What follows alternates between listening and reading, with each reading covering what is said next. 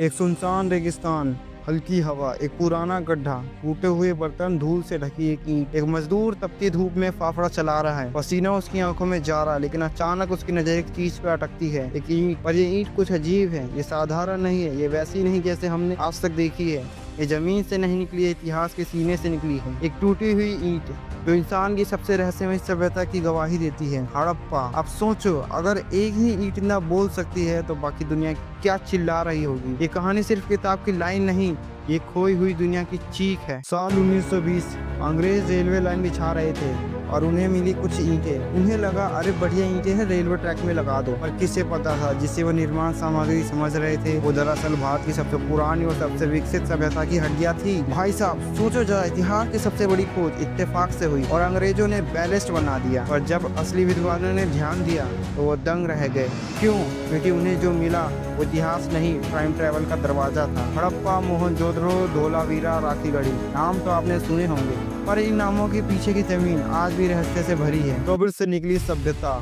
अब शुरू होता है असली खेल। हमने खुदाई की, मिट्टी हटाई और जो सामने आया वो रूह कपाने वाला था। कोई युद्ध नहीं, कोई ताज नहीं, कोई राजा नहीं, फिर भी सब कुछ था। सिटी प्लानिंग ऐसी थी जैसा आज की स्मार्ट सिटी शर्म खा जाए। 1, 2, 4 की ब्रिक रेशो, शानदार ड्रेनेज सिस्टम, हर घर में बाथरूम, सेंट्रलाइज्ड ग्रैनरीज, डॉकयार्ड्स और एक लिपि जिसे आज तक कोई पढ़ नहीं पाया। ये सिविलाइजेशन थी जो शांति से चलती थी, शायद बिना राजा के, शायद बिना मंदिरों के, लेकिन पूर्ण व्यवस्था के साथ। अब सवाल ये है, इतना एडवांस सिस्टम किसी किताब में क्यों नहीं था? क्यों इसे हमसे छुपाया गया? साक्ष्य जो खून से बोलते हैं। अब बात करते हैं सबसे रहस्यमय चीजों की। ईंटें हर जगह एक जैसी, जैसे किसी ने पूरा सिस्टम सेंट्रलाइज किया हो। विज्ञान, गणित, आर्किटेक्चर सब एम्बेडेड था इन ईंटों में। मन के छोटे छोटे डिजाइन वाले जो आज भी माइक्रोस्कोप में देखे जाते हैं तो हैरानी होती है। कहीं कहीं तो ये भी माना जाता है ये किसी एशियन इंक्रिप्शन सिस्टम का हिस्सा हो सकते हैं। शंख, कीमती पत्थर, टेराकोटा, ये सब बताते हैं कि व्यापार मेसोपोटामिया तक फैला था। अस्थियां, हड्डियां जो बताते हैं क्या खाया गया,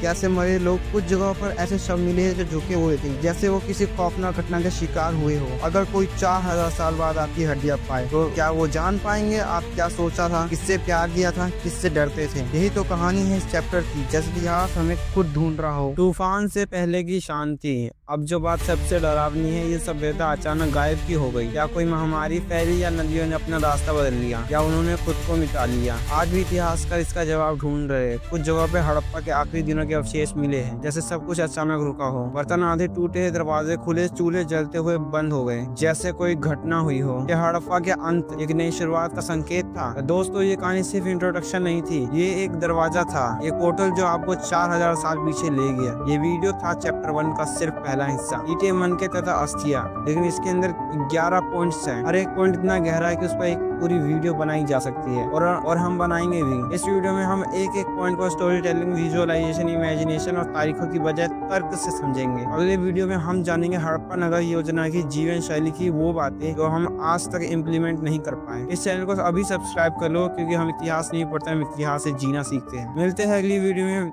जहाँ हम फिर से खोदेंगे मिट्टी नहीं, इतिहास की पढ़ते।